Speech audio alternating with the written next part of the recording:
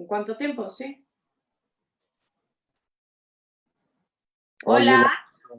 Ya está en Facebook. Bienvenidos. Espero que ya todo. Listo. Ya estamos ahí, ya estamos en vivo. Por fin. Muy buenas noches. Bienvenidos a The White Table. Muchísimas gracias a todos por estarnos sintonizando este miércoles 22 de marzo. Ahora sí ya no se me olvida la fecha. ¿Cómo van con su cuarentena? Por favor, discúlpenos el retraso. Hubo problemas técnicos, ya saben, ahorita las redes están colapsando un poquito porque pues todos estamos en casa y lo mismo pues nos perjudica también a los programas, aunque tengan plataformas un poco más sofisticadas. Pero ya estamos con ustedes. ¿Cómo van con su cuarentena? Ya entramos a etapa 3. Es importantísimo que se queden en casa y que sigan todas las indicaciones que les diga o que sigan todas las indicaciones de las autoridades. Sigamos el ejemplo de los países desarrollados o que han salido bien de esto. Por favor, tengamos conciencia, usemos el tapaboca, tratemos de evitarlo, de salir lo menos posible, cuidemos a nuestras personas mayores, utilicemos guantes. No importa, es mejor exagerar las medidas y que te digan exagerado a irnos con la finta y en una de esas podemos salir contagiados.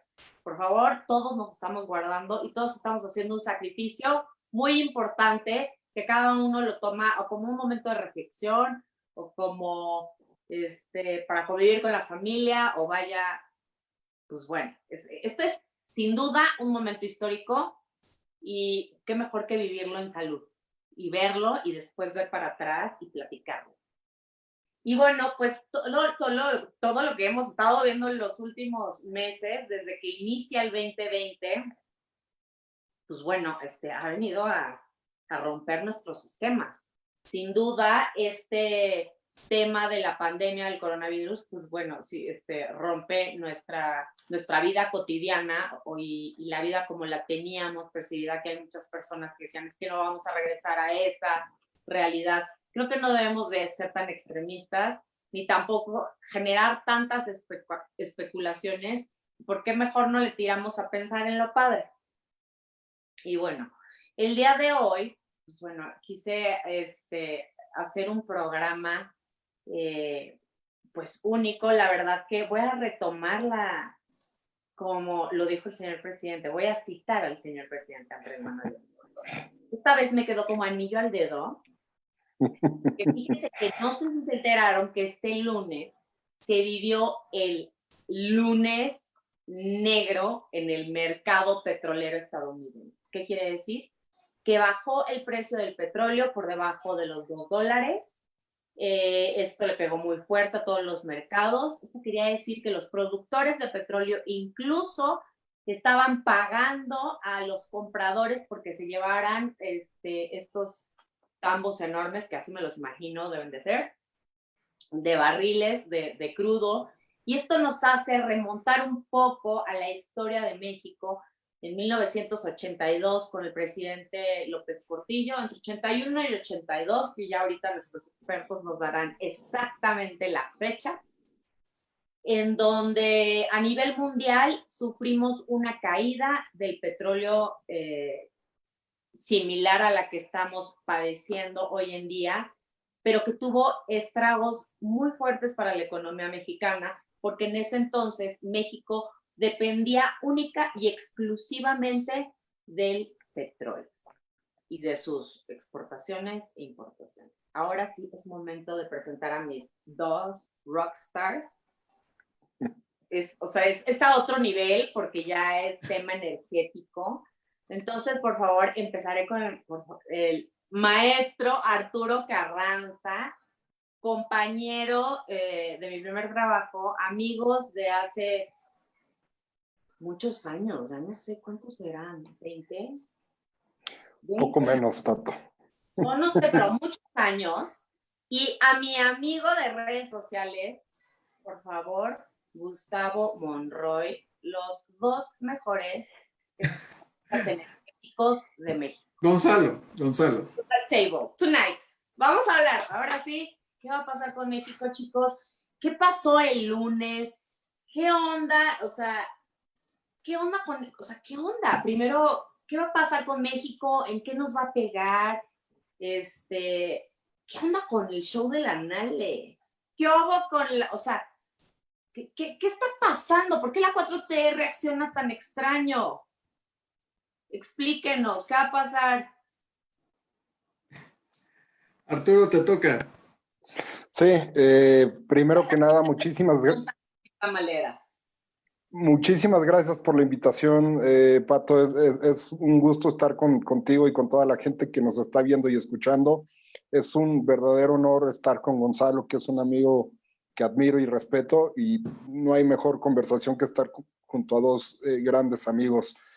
Un poco de contexto para entender y para poder abordar todo lo que nos estás preguntando rápido.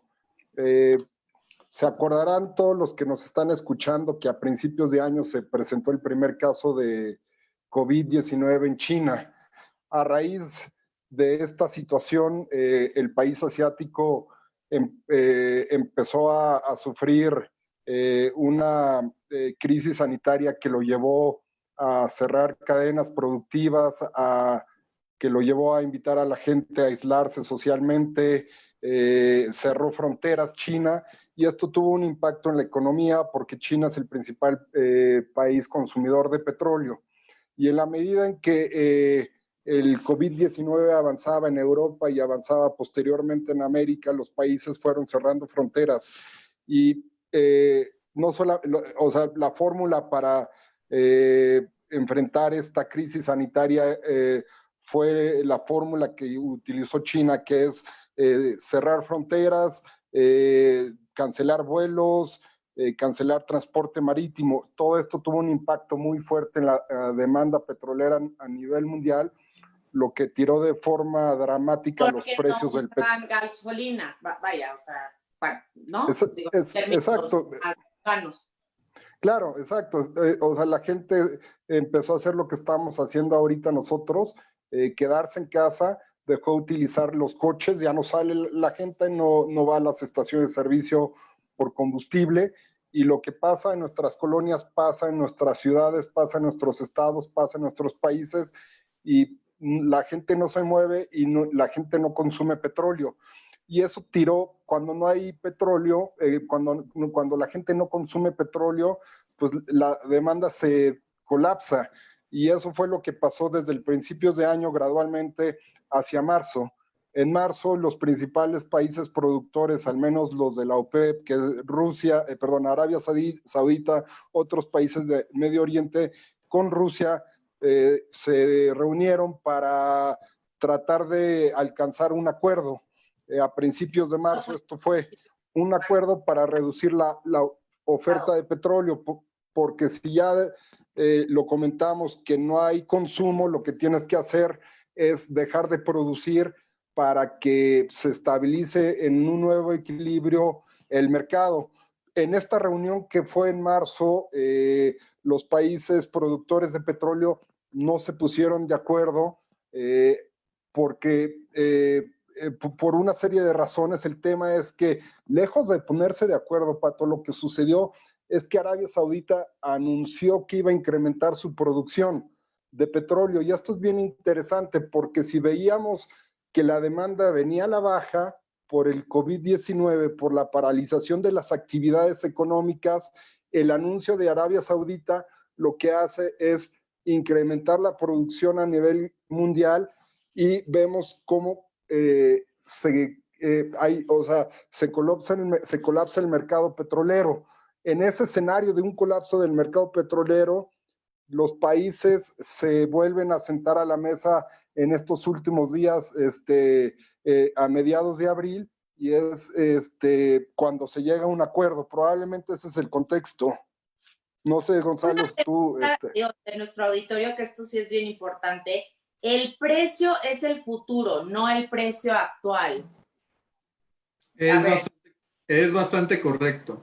Lo que vimos el lunes, que no solamente cayó a menos $2, sino en realidad El precio del WTI, el West Texas Intermediate, que es el precio del marcador, o en este caso el precio de referencia con el cual se calcula el precio de la mezcla mexicana, llegó en un momento del día a estar a menos $40. De hecho, el lunes había cerrado a menos 37. Una cosa que en un momento parecía teórica se había vuelto realidad. Apuntan muy bien justamente la gente de Facebook. Esto hay que explicarlo muy bien de lo que es el mercado físico a lo que pasó en el mercado financiero. En el mercado financiero, típicamente esto es algo muy similar a lo que ocurre como si compráramos algo en línea. Tú haces un pedido y tarda entre 14 a 30 días, pensando que no fuera un Amazon. Y algo similar ocurrió precisamente el lunes. Todos los pedidos, en ese caso las órdenes de compra y ventas que finalizaban precisamente ayer martes. Y de pronto nos llega mucha gente, muchos de esos compradores que tenían físicamente el contrato, a tratar de venderlo a alguien y no había nadie del otro lado. No había simplemente ninguna forma, no había almacenamiento para ponerlo, no había dónde guardarlo. O sea, salía más caro guardarlo, justo como nos lo está diciendo Eleonora Martínez Félix. Le mandamos un saludo. Lo que pasa es que ni siquiera había ya almacenamiento, porque hay una parte que es literalmente una rigidez de estos contratos. Y eso déjame también ser muy claro, eso es un fenómeno que ocurrió exclusivamente en Estados Unidos. Eso es muy importante saberlo. Esa rigidez a la que me refería es que físicamente esos barriles de petróleo se tienen que entregar en Cushing, Oklahoma, que es el centro donde confluyen muchos de los flujos de la producción de Estados Unidos. El problema es que en Cushing, Oklahoma, está repleto, completamente repleto el almacenamiento y ya no había nadie a quien entregarle ni quien podía guardarlo. Por eso es que vimos a los productores, o en ese caso los que tenían los derechos sobre ese barril, tratar de deshacerse de esa papa caliente. Eso fue lo que ocurrió y que nos colapsó el precio hasta esos niveles. La mezcla mexicana terminó en menos $2.17, un récord para la historia. Para la historia, ¿verdad? Es la primera vez en la historia que pasa esto. Sí. Eso marca, digo, me estoy adelantando un poco, pero me muero de ganas de hacer esta pregunta. Arturo, ya sabes que teníamos algo muy bien planteado. ¿Esto marca el inicio del fin de la era del petróleo? Bueno, yo en lo particular creo que es muy arriesgado, inclusive hasta aventurado, pensar que la época del petróleo llegó a su final, y me basaría yo básicamente en dos argumentos. Uno, al día de hoy el petróleo sigue siendo la principal fuente de energía para mover al mundo.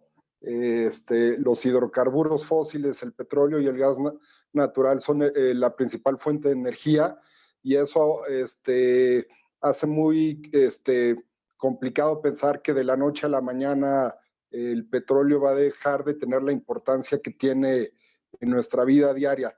O sea, es necesario sí transitar hacia energías renovables, pero la importancia en términos de la participación en el mix energético, es decir, la importancia que todas las personas, que el consumo de las sociedades tienen, la dependencia con respecto al petróleo es muy importante. Y dos, las petroleras siguen teniendo un peso financiero muy importante en el mundo, mueven flujos económicos muy grandes, y creo que sería pues arriesgado pensar que de la noche a la mañana van a desprenderse de este negocio. Lo que sí están haciendo, insisto, es transitar gradualmente hacia otro tipo de negocio más sustentable, más renovables, ¿no? Que ahorita exacto. Vamos a hablar un poquito de eso, no me quiero adelantar tanto, ya se me atasqué cual gorda, pero estamos en cuarentena. Y, a ver, Gonzalo, por favor, platican, empecemos con los antecedentes. ¿Qué pasa en marzo? Y en esta reunión que se da en la OPEP, donde nuestra secretaria de Energía, Rocío Nale, saludos por allá, doña Rocío Nale, qué oso. ¿Qué pasó? Pues realmente lo que... De verdad sí. Que zapatearon la dignidad de nuestro país, pero bueno. Haciendo una historia muy larga, tratando de cortarla lo más posible, a principios de marzo justamente se va a una guerra, a una abierta guerra, Arabia Saudita contra los rusos. Primero le aumentan la producción, con eso colapsando el precio, y después le ponen descuentos en todos los mercados donde se comercia petróleo ruso. La idea era, además de haberles bajado el precio, que no pudieran colocar un solo barril de petróleo de los Urales. Esa era la idea. Esto justamente, las fechas importan porque esto es antes de que se diera la caída de Europa, principalmente como lo vimos en Italia, después en España, Francia, Reino Unido, y también obviamente mucho antes de lo que habíamos visto de la caída de Nueva York y de Estados Unidos. Justamente estos dos elementos, la parte del COVID, se genera un efecto de bola de nieve. Los precios ya venían cayendo precisamente por este desacuerdo, y cuando de pronto la demanda se colapsa, pues simplemente los precios se precipitan a niveles nunca antes vistos. Ahí es donde justamente entra detrás de cámaras el presidente Trump, y aquí déjame ser muy claro, esto es por interés propio de él, pensando en su reelección. Sin duda alguna, sin duda. Pero está muy interesante porque, por un lado, un precio un precio del barril barato significa precios de gasolina muy barata. Y el promedio, en este caso el votante promedio gringo, le encanta tener el precio de la gasolina barata. Por el otro lado, un precio tan bajo como el que estaba justamente en este caso del petróleo, significaba que estaba arrasando con las economías de estados clave para su reelección, como es Dakota del Norte, Oklahoma y principalmente Texas. Texas. No hay forma de que un presidente republicano gane una elección sin Texas, no se puede. Y para salvar sus chances de la reelección, decide tomar el teléfono, hablarle a Mohammed bin Salman, prácticamente el gobernante de facto de Arabia Saudita, y a Vladimir Putin, y los convoca a ellos y a toda la OPEP para sentarse a la mesa y negociar un recorte. Muy al estilo Trump. Exactamente, todo esto detrás de cámaras, telefonazo, uno con uno, así es como se negocia. Llegamos justamente a lo que vimos hace 10 días aproximadamente, 2 semanas ya, y justamente se reúnen todos los países. Todo esto, déjame ser súper claro, este era un acto protocolario, este es un acto de tomarse la fotografía, sacar el press release, o en este caso la declaración conjunta. Todo el mundo queremos la estabilidad de los precios, queremos la felicidad del mundo y salvar a la vaquita marina. Todo el mundo felices, contentos, fotografías, y el mundo es un lugar mejor. En ese contexto es justamente donde llega de último minuto y como último participante invitado, no forma parte, la delegación mexicana representada en ese Rocío Nale. Y en este entonces... que llegan como invitados en este grupo que tengo entendido que se llaman los nuevos OPEP. Es OPEP Plus, OPEP Plus, OPEP Plus, dejemos de esa manera. Son invitados de la OPEP y nada más. Y el caso es de que justamente llega e intenta cambiar, ya cuando todo ya estaba decidido y negociado semanas antes, pues la secretaria dice que ella no está de acuerdo con los recortes, que México no juega. Pero espérate, lo dice porque no tenía ni idea, ¿verdad? O sea, porque a ver, eso... son muchas cosas. Mira, fíjate ahí. O sea, primero los dejó esperando 9 horas, lo cual fue una descortesía. No, ahí sí déjame corregirte, Ana. No, que termina siendo es de que los primeros pasos, ahora sí que las primeras partes de las reuniones, que empezó a las 8 de la mañana hora de México, los diferentes países de los 23 participantes van dando y todo el mundo diciendo, sí, yo estoy de acuerdo del recorte y cortar 23%, todo el mundo 23%, todo el mundo 23%, check, check, check, check. Último participante al que le toca literalmente decir, sí, aprobamos, check, nos tomamos la foto, es la secretaria Nale. La secretaria dice, yo no voy a recortar nada, a mí no me avisaron, esto sí incluye los condensados o no, ¿por qué no mejor cambiamos las fechas? Yo ya no quiero participar y mejor me salgo. Y pues el problema es de que ya cuando estás ahí sentado es de que sabes con qué reglas estás jugando y con quiénes son los tiburones con los que estás jugando. Los tiburones, exacto. Y ahí fue realmente de espérenme tantito, le voy a hablar a mi jefe a ver qué opina. En realidad, más que hablarle a su jefe, y aquí es parte de lo que ocurrió de ese show, la secretaria se levanta y se va sin dar explicación alguna. Hoy sabemos de que se levantó para consultar con el presidente López Obrador, que a su vez, detrás de cámara, el presidente Trump ya le había hablado al presidente López Obrador, y es ahí donde México termina cediendo 100,000 barriles. Híjole, ¿a cambio de qué? ¿A cambio? ¿Qué negociación tan cara? ¿A cambio de qué está negociando México? Yo te lo diré de esta forma, es imposible saber si nos salió caro o nos salió barato, porque no sabemos qué se negoció. Esa es una conversación que para colmo seguramente la van a meter 5 años a nivel de transparencia para que nadie sepa. Es muy probable. La realidad de las cosas es que no sabemos qué dijo, y lo que sí sabemos es que al día siguiente el presidente Trump agarra y dice, sí, hablé con México y ellos después nos pagarán, ya veremos cómo. Así que en este caso es imposible saber o contra qué fue. Déjame por otro lado, y seguramente todo nuestro público lo sabe, ese es el presidente más transaccional que existe y que nos ha tocado en nuestra historia reciente de No, México pero y sin Estados Unidos. duda, o sea, a ver, yo no le confiaría ni un penny, o sea, AMLO, o sea, cuídate, brother, cuídanos. O sea, empezando por Exactamente, el tema del prestigio diplomático de México, ¿dónde quedó? Bueno, y vaya, las decisiones que tomaron, ¿qué consecuencias van a tener para México? Porque después viene la caída este lunes, o sea, ¿qué pasa?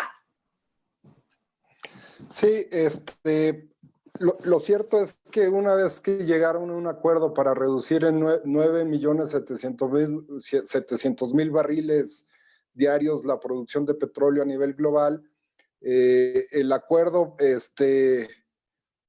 poco aportó para generar certidumbre en un mercado que ya estaba colapsado y que continúa colapsado.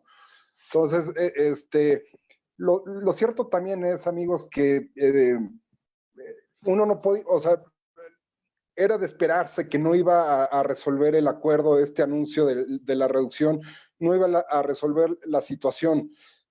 Lo que o sea, lo que a mí me sorprendió un poco es que independientemente de que se recortó la producción de petróleo a nivel global en esta reunión, días después se cayó de manera tan dramática el precio del petróleo. Y tú preguntas, Pato, ¿qué implicaciones tiene para México? Y se me hace una muy buena pregunta porque yo empezaría diciendo que lo que estamos viendo al día de hoy es algo inédito y en función de eso es complicado saber qué va a pasar en el mercado petrolero en los próximos días, si continuaremos viendo O sea, ¿cómo precios lo vamos a negativos. ver reflejado en nuestro bolsillo, en la vida cotidiana? O sea, ¿qué va a pasar? O qué va a pasar también para México, siendo el petróleo la bandera emblemática de esta administración.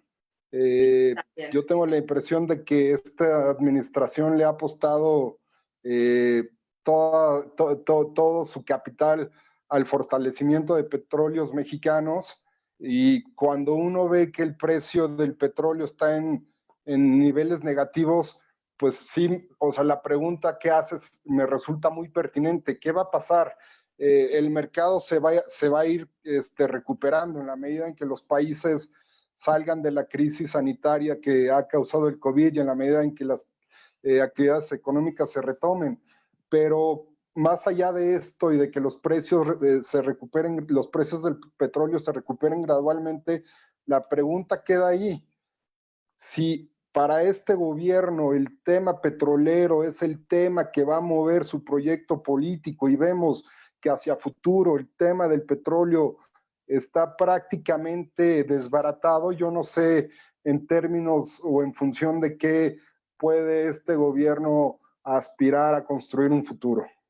De hecho, yo lo que he estado viendo mucho es que el tema de mantener a Pemex, a un Pemex que hoy por hoy, ya me dirán ustedes si me equivoco o no, ya está quebrado, es mucho sostenerse bajo una premisa ideológica en donde el petróleo nos va a salvar de todo, como en este entonces, en 1982, con el descubrimiento de Cantarell, y cuando vivíamos esa efervescencia, o en los 80s más o menos, ¿no? Del petróleo en el mundo, fue el boom, y bueno, justo por haber puesto todos los huevos en una canasta, en el momento en el que colapsa a nivel mundial el petróleo, colapsa la economía mexicana. Estamos por repetir exactamente lo mismo. La historia justo es para aprender y no repetir los errores. Por favor, ¿qué pasa? O sea, Pemex, más allá de de un tema de vamos a salvar a Pemex, híjole, le bajaron la calificación también crediticia. ¿Qué implica? De hecho, ya es bono basura. De hecho, ya es un bono basura. Todo esto, ¿cómo lo bajamos a un lenguaje cotidiano? La primera que te diría, Ana, es justamente de que esto ya, a la hora que Pemex perdió la calificación crediticia, ya justamente se vuelve un bono basura, justamente. Dos de las tres calificadoras lo pusieron por debajo del grado de inversión, con lo cual, y aquí es donde podemos entrar a esta parte, el primero es que el financiamiento y el interés que tiene la deuda de Pemex por arriba de los 100,000 millones de dólares, pues simplemente se ha vuelto mucho más caro. Por ende, todo lo que le vamos a tener que meter en los presupuestos de los años por venir, no solamente el siguiente año, sino que probablemente lo que resta de nuestras vidas. A ver, estamos hablando de que saldría mucho más caro que el Fobaproa y que sería una deuda, o sea, que tendría unas implicaciones a nivel nacional espantosas. No nos adelantemos, todavía es demasiado pronto hablar de que cuándo el gobierno mexicano va a tener que asumir la deuda de Pemex. Sabemos que va a pasar, pero no sabemos. Digo, en caso de que sigan, con... Lo que pasa es que sí te lo decía que era una certeza, es una certeza que sí va a pasar eso, no sabemos cuándo. En términos de que el modelo de negocios es el que está errado. Todas las preocupaciones que ahorita tú estabas diciendo y apuntando son correctas. El problema es que ahorita, justamente con la vocación que le ha dado el presidente López Obrador de buscar la producción o de tomar como el único parámetro de éxito la producción de petróleo y de refinados, pues está apuntando a un modelo de negocios que genera todavía más pérdidas. Esa es precisamente la razón por la cual a Pemex le bajan el grado de inversión y se lo quitan. En ese caso, si sabemos que es un negocio que no genera ganancias, sino es pérdida tras pérdida tras pérdida, simplemente es donde hay que, en algún momento el gobierno mexicano tendrá que decir, tengo que cortar mis pérdidas, seguramente será en el siguiente sexenio o en el que le sigue, si no es que antes, y esa deuda tendrá que pasar a manos del gobierno federal y probablemente ser pagadera por las siguientes generaciones. No, esto está dramático. Estamos cerca del fin de la era del petróleo, ojalá que sí. Ahora, ¿creen que es un error o cómo califican la construcción o seguir, pues vaya, empecinados con la construcción de Dos Bocas, que yo lo veo? El programa pasado tuve como invitado a Max Kaiser y antes de que pasara todo esto, y me encantó la analogía que hizo, que decía, es que de verdad Dos Bocas es como si te dijera, vamos a invertir en un videocentro, ¿por qué no lo hacemos? Y yo, qué grave idea. Yo te diría, Pato, que de entrada el costo de la construcción de la nueva refinería es mucho más alto que los 8,000 millones de dólares, no solamente en términos financieros, sino hay un costo político mucho más alto. Y lo digo de cara a esta crisis económica, estar independientemente de los temas técnicos que implica construir Dos Bocas y de la problemática que es poner en operación un proyecto tan ambicioso. Yo digo que es el costo de construir esta refinería en términos económicos y políticos es sumamente alto y me voy a explicar por qué. En una crisis económica como la que estamos viviendo hoy en día, sin precedentes, que vemos a las empresas cerrar sus negocios, que vemos pequeñas empresas que ya no pueden operar, que vemos un desempleo muy grande, lo que están haciendo en todo el mundo es tratar de instrumentar políticas públicas para fomentar el empleo, para reducir al mínimo el desempleo, valga este término, para estimular el consumo. Y lo que el gobierno aquí en México está haciendo es apretarse el cinturón en términos de administración pública, pero está manteniendo los proyectos emblemáticos. El proyecto de Dos Bocas está estimado, de acuerdo a esta administración, en una inversión de 8,000 millones de dólares. Yo creo que si esta inversión se pudiera aplazar. ¿Más cara? Sí, bueno, ahorita que ya el dólar está más caro que el euro. O sea, supongamos que ese es o sea, sobre las bases que está haciendo su programa el gobierno, desde luego que va a ser más alto, pero el gobierno dice, vale 8,000 millones de dólares.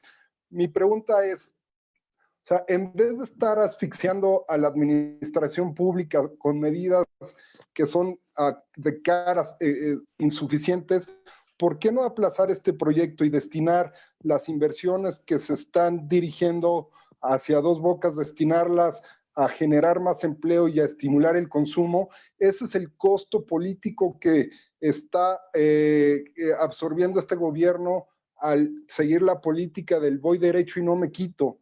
Yo creo que en una crisis... En tono del tema de la declaración que hizo justamente el día de hoy el presidente Andrés Manuel López Obrador, en donde dice que se va a destinar 65,000 millones de pesos para Pemex. Yo le pregunto, señor presidente, ¿por qué no dirige esa inversión a comprar respiradores para tener un servicio de salud de primer nivel, o por lo menos para lo que se viene ahorita, de verdad no estar en situación de penuria como lo hemos visto en Tijuana? Yo no sé qué ustedes opinen, pero coincido justo con Arturo. Yo no soy experta en el tema energético, pero me parece una necedad y como tirar el dinero así a la basura. Si te fijas, Ana, de hecho justamente estás en lo correcto y yo sí le voy a entrar a la parte de la energía. ¿Qué es lo que está pasando allá afuera? ¿Por qué hacer una refinería cuando ya tienes 6, en primer lugar? Y esas 6 te van a salir levantarlas, ahorita están aproximadamente en un 32%, levantarlas a un 60% te va a salir más barato que los cerca de 14,000 a 15,000 millones de dólares que te va a salir el proyecto. Todas. Tú puedes poner un tren de refinación nuevo en Salamanca, puedes corregir todas las fallas que tienes en Cadereyta, por fin echar a andar ese elefante blanco que es Minatitlán y eventualmente vender como chatarra vieja la que es la de madera. Eso sí nos sale más barato que los 14,000 millones de dólares.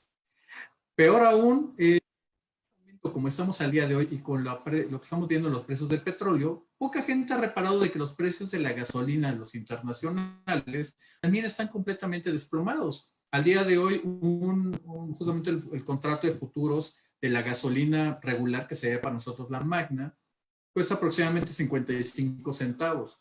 Cuando uno lo transforma con tipo de cambio y lo ponemos, por ejemplo, en Tuxpan, un litro de gasolina importada cuesta aproximadamente 3 pesos con 15 centavos. Pemex no tiene la capacidad de producir esos precios en ninguna de sus refinerías, incluyendo la refinería de Dos Bocas. Así que, ¿qué vamos a hacer? Vamos a tener precios regalados de Estados Unidos, que podemos traer esas gasolinas. Y ese dato creo que te va a gustar, Ana. Este año, tan solo para el proyecto de Dos Bocas, antes de esta ayuda de los 65,000 millones de pesos, que es una miseria en el mundo petrolero, una miseria.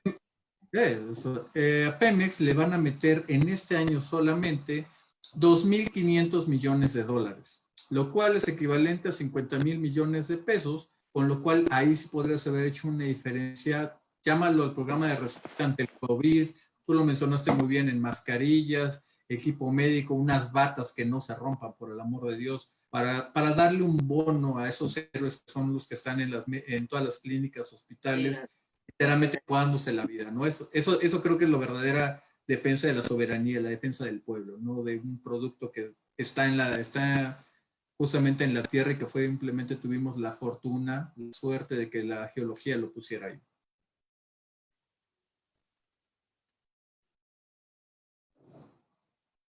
Dos Bocas, un error histórico que se va a quedar en la memoria como una bandera de Morena.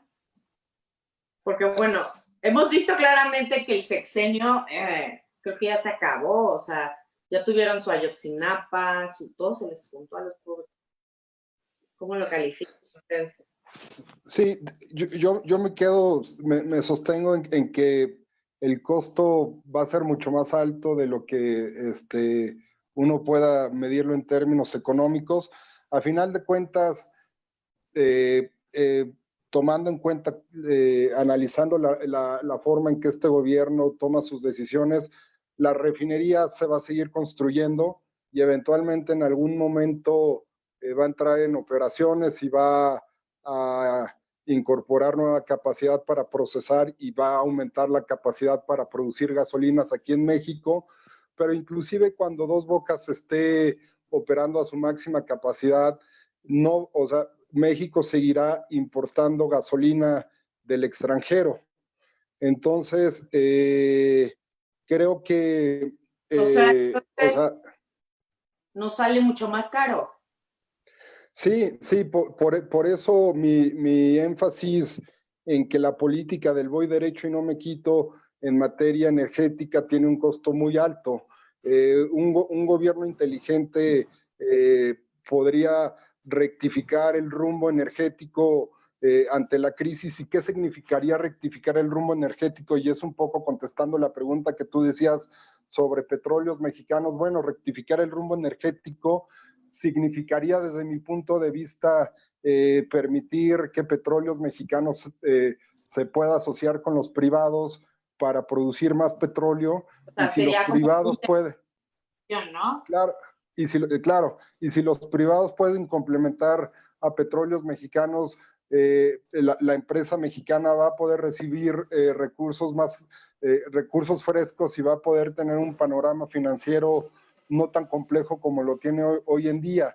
¿Qué significa también rectificar el rumbo energético?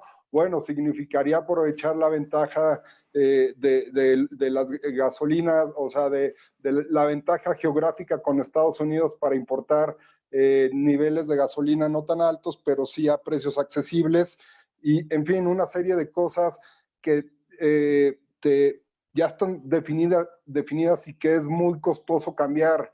Por El ejemplo, tema aquí es que ¿vendría retomar las rondas petroleras? retomarlas cuando los precios del petróleo se recuperen. Lo que sí valdría la pena es, o sea, retomar las asociaciones, permitirle a Pemex que se asocie con privados, porque los campos de petróleos mexicanos, algunos de ellos son muy atractivos y los privados estoy seguro que estarían interesados en complementar a petróleos mexicanos. En síntesis, es un poco, o sea, lo que hace una empresa lo puede hacer mejor 2 o 3 empresas, y qué mejor que le complementen lo que hace Petróleos Mexicanos, que se complemente con la experiencia de los privados. Tengo unas preguntas aquí de nuestro auditorio. Dice Malu Granados, ¿cuánto debería de costarnos la gasolina a los mexicanos en las próximas semanas? Obviamente hay diferencias geográficas y ahí es donde entraría el costo de logística, pero seguramente en el lapso de las siguientes 10 días, 2 semanas, los precios deberían de andar entre los 14 y los 16 pesos por litro la gasolina Magna. Ok, tenemos otra pregunta. Vanina Hache. Tengo una pregunta. ¿El presupuesto de la Federación tiene rubros que se cargan a lo obtenido por la venta del petróleo? ¿Cómo nos afecta y hasta cuándo? Esa es muy buena pregunta el día de hoy. Justamente estaba leyendo un estudio de un organismo que es muy bueno en materia presupuestal, y para empezar, empezaría por contestar que el presupuesto que se hace año con año para el 2020 se hizo con una estimación del precio del petróleo de $49 por barril. Los ingresos petroleros son, o sea, son parte importante del presupuesto público. No es, o sea, digamos, es un pastel, y el presupuesto es un pastel, hay que verlo como un pastel, un poco para explicarlo. Y de todo ese pastel, aproximadamente el 18% corresponde a ingresos por petróleo. Y ese 18% se establece, o sea, hay una estimación, dice, bueno, vamos a vender cierta cantidad de petróleo en el extranjero a $49 por barril, y lo que obtengamos por eso nos vamos a garantizar el 18%, pero con la caída de los precios del petróleo, el gobierno, o sea, se cubrió y contrató coberturas que no cubren totalmente esos 18% porque los ingresos petroleros, por una parte son ingresos, o sea, que van del gobierno, y otros son de petróleo, o sea, de petróleos mexicanos. Entonces, el 18% más o menos representan 900,000 millones. De esos 900,000 millones, la reducción en el precio del petróleo se estimaría que redujera los ingresos petroleros en 500,000 millones. Más o menos es eso, Patricia, lo que decía este organismo internacional. O sea, estamos viendo, independientemente de que el gobierno contrató coberturas, que va a haber una reducción sustancial por la caída de los precios del petróleo. Uf, está grueso. Vamos con otra pregunta. ¿Qué pueden? Lo mismo sobre las coberturas, que es justo lo que acabamos de lo que acabas de platicar. Bueno, les mandan saludos, muy buen tema en estos momentos, Ana Patricia, bravo, gracias. Es momento de darle impulso a las energías renovables y sin duda, Eleonora, justo por eso no impactó en el tipo de cambio. Si hubiera sido el precio real, el tipo de cambio se dispara. ¿A qué se refiere? No, justamente ahí, de hecho a mí... ¿El tema de los futuros será? Exactamente, lo que pasa es que ahí, y eso como economista de formación siempre me llama mucho la atención que traten de extrapolar la salud de la economía o el desempeño de una economía con el tipo de cambio. Eso funciona muy bien cuando... ¿Va de la mano o no va de la mano? No, bueno, no, y de hecho vale la pena hacer una pequeña, brevísima historia, justamente reseña de la parte del tipo de cambio en México. Por décadas, y qué bueno que mencionabas en el principio la crisis del 81-82, que nos pegó muy fuerte porque tenemos un tipo de cambio fijo. En este caso era el presidente, a través de la Secretaría de Hacienda, el que determinaba cuál era el tipo de cambio. De ahí seguramente varios se acordarán de la famosa frase de un presidente que se devalúa, se devalúa. Y era básicamente donde se decidía todo. Obviamente esto fue una causa brutal para México y es hasta el 92, bueno, 91 que empezamos con una cosa con bandas y en el 93 liberalizamos el tipo de cambio. Hoy el tipo de cambio se puede ir a 25 y no pasa absolutamente nada, no se ve afectada gran parte ni de la inflación, ni del tipo de cambio, ni tenemos que salir de emergencia a pedir un crédito o una línea o un préstamo en el exterior. A pesar de que nuestra calificación crediticia ya se vio también afectada. Te la voy a cambiar. A todo nuestro aparato exportador gana en dólares y con sus costos en peso, eso es una entrada de divisas. Son cosas que justamente se van nivelando una con otra y la idea es justamente eso, el tipo de cambio. Se pierden todas las oportunidades de arbitraje, comprar barato y vender caro, justamente gracias al tipo de cambio. Eso es lo que nos deja aislados de gran parte de esta volatilidad. O sea, ¿podríamos caer en una devaluación como la del 94 o peor?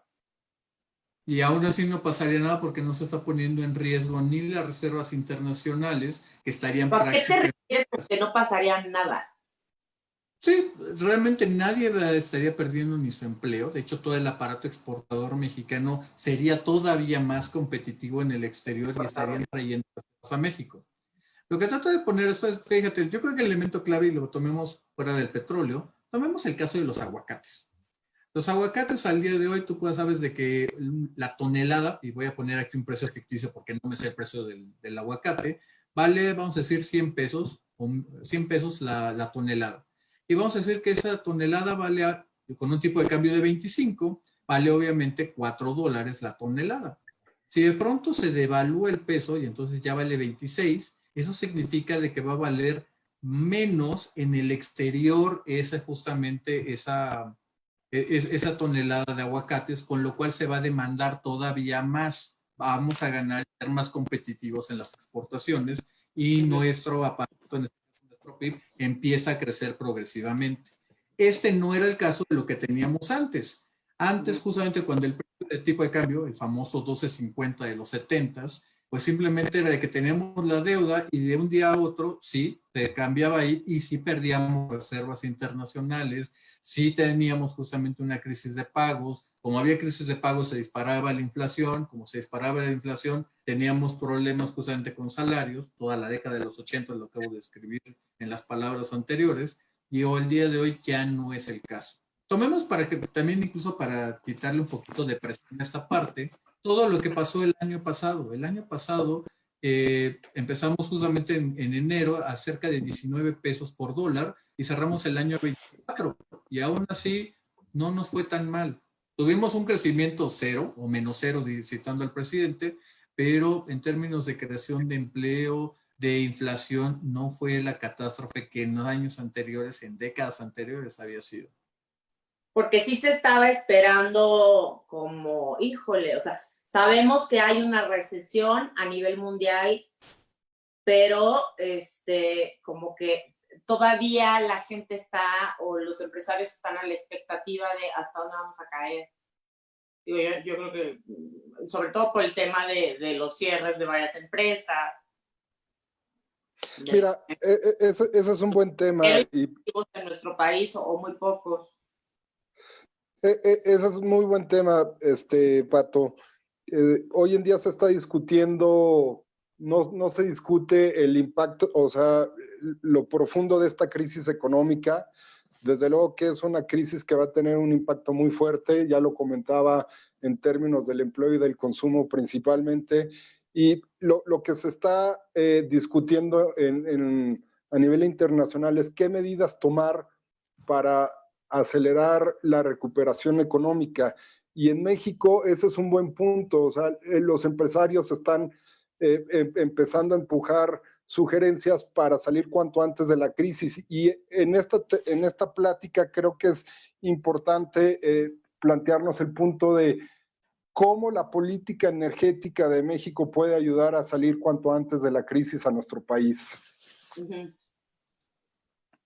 Y volvemos un poco a lo que hemos comentado, en el sentido de que la participación privada en el sector energético es fundamental, no solamente en materia petrolera, sino también en la parte eléctrica.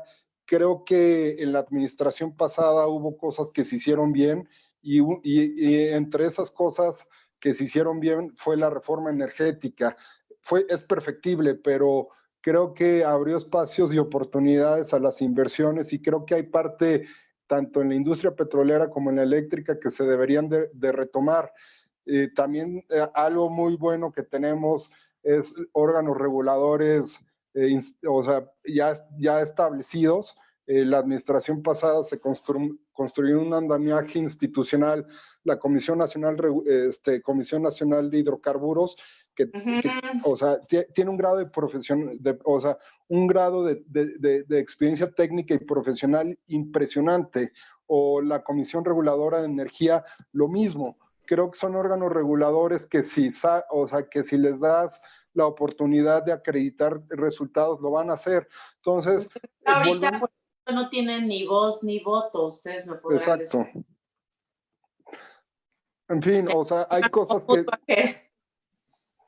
O sea, mi punto es, creo que si queremos salir cuanto antes de esta crisis, tenemos que echar mano de cosas que se hicieron bien, y una de ellas es el modelo energético que funcionaba y que se construyó en años pasados. Y no satanizar todo lo que hicieron los priistas. Vale. O sea, es muy rescatable. O sea, creo que es momento de todos estar unidos. Vámonos a las conclusiones. Llegó lo más triste porque se termina el programa, pero lo más importante, recomendaciones, conclusiones de los maestros. Bob. Pues mira, yo empezaría y retomaría un poquito la pregunta que hiciste, y creo que ahí se esconde gran parte del futuro y el derrotero de México y en realidad del mundo. Tiene que ver si esta crisis tan profunda y tan global es justamente el fin de la era del petróleo, o es justamente regresar a los viejos hábitos. Yo lo pondré de esa manera.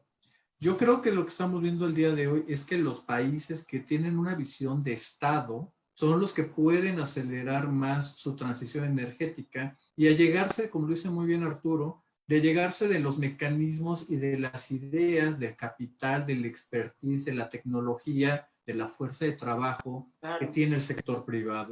Si algo queda claro aquí es que los estados son importantes en esta crisis, las naciones, pero las naciones solitas no van a poder hacerlo. No se puede, a menos de que tengamos que sacrificar la libertad de llegar a estados totalitarios como China. No, y creo que este es un momento para la humanidad.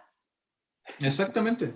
Y por el otro lado, fíjate, yo lo veo de esta manera, los precios bajos creo que están aquí para quedarse en el largo plazo, y lo cual aquí va a haber una tentación muy grande, porque por el otro lado los países y sobre todo sus líderes que piensen en el corto plazo, en la siguiente elección únicamente, pues van a caer y van a retomar cual alcohólico su adicción al petróleo. Van a ver que los precios de la gasolina, del diésel, del gas LP son tan baratos que hay que apostar totalmente a ellos. Fíjate, ahorita mencionabas hace un momento. Por favor, así público, esto es ironía, sarcasmo. Por favor, no es real. Porque luego como que... No. Sí, no le apostemos a eso. No. Por eso justamente tomé la analogía del alcohólico. Nadie quiere ser alcohólico. Espérame, no. Pero fíjate, ahorita nada más ya para finalizar, y tomaba ahorita un poquito el ejemplo que tú estabas hablando justamente de Tijuana, toda la bella parte de Baja California. Baja California creo que es un excelente ejemplo, Tamaulipas es otro, donde puedes agarrar y hacer una transición tan acelerada porque tienes todos los recursos, tienes una gran radiación solar para aprovechar los parques solares que tienes. Tienes, por ejemplo, la parte de la Rumorosa, justamente toda esa energía eólica. Qué bueno que el presidente piensa que solamente son ventiladores, y eso es justamente la parte donde está el futuro, creo yo, de este país. No está tanto en el subsuelo, que va de salida. Tiene todavía sus usos. Secretaria Nale, espero que nos esté viendo. Necesita asesores, por favor. Gonzalo Monroy, Arturo Carranza y su servidora para temas de protocolo, Reina. Y te digo, simplemente con eso cerraría. Creo que México, así como fue bendecido con los recursos en el subsuelo, tenemos muchas otras energías, muchas otras áreas de oportunidad para poder entrar de lleno al siglo XXI, no quedarnos en el siglo XIX. Por favor, qué lástima que esto recaiga solamente en la decisión de una persona. Arturo, muchísimas gracias por acompañarnos. Tus conclusiones, por favor. Sí, comparto con la idea de transitar hacia la construcción de un futuro, y eso tiene que pasar por fortalecer las políticas para generar electricidad a partir de fuentes renovables. Tenemos un potencial muy grande en materia eólica, en materia solar aquí en México, que se debe de utilizar, insisto, y lo voy a insistir. Un gobierno inteligente sabe cambiar el rumbo ante las crisis y lo hace con sentido de oportunidad. Hoy más que nunca hay una oportunidad para hacer eso, y se debería de aprovechar. Y pues nada más agradecerte a ti, agradecer a Gonzalo, la verdad, muy, muy buena plática. No habíamos tenido oportunidad, Pato, de platicar, pero sabes todo lo que te admiro. Es una mujer, la oportunidad que tuvimos de trabajar, una mujer sumamente talentosa, y te admiro. Muchísimas gracias por la oportunidad. Ay, no, a ti, gracias, te quiero mucho y qué bonitas palabras. Arturo y yo trabajamos juntos, fue mi primer trabajo en Solana Consultores, justo con el ex canciller, tuvimos el privilegio de estar ahí. Y bueno, desde siempre Arturo con temas energéticos y Pemex, de verdad.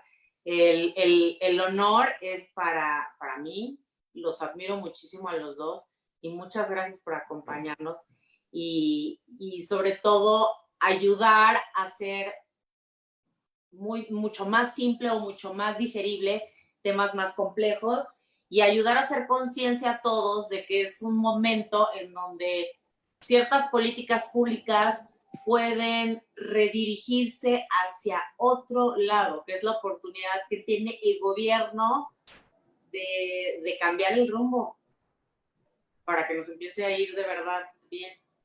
Pero bueno, ya se lo dejaremos en en su conciencia, en su negra conciencia. Pues bueno, muchas gracias. Muchas gracias por sintonizarnos y nos vemos el próximo miércoles en The White Table.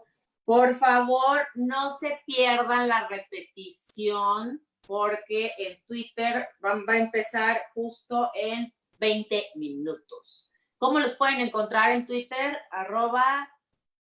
@Monroy. Monroy Energy. Y Arturo. ART-Carranza. Perfecto. Y a mí me encuentran como @ArteagaMacié. Esto es The White Table, la mesa de la verdad. Aquí no hay censura, no existe. Todos juntos por México. No lo olviden y pues bueno, para adelante. Que no hay otra cosa que hacer. Más que juntos y para adelante. Buenas noches. Gracias por todo. Gracias, buenas noches. Hasta luego, gracias. Hasta luego.